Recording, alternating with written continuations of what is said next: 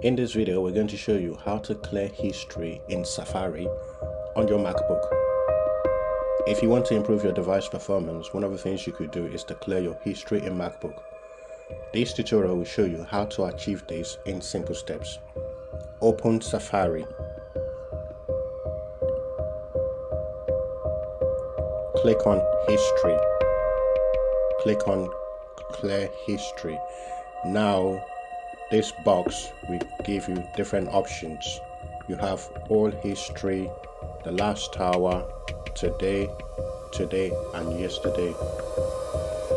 Whatever you decide to do, if you want to clear history, just today and yesterday, just select it and click on Clear History. Done.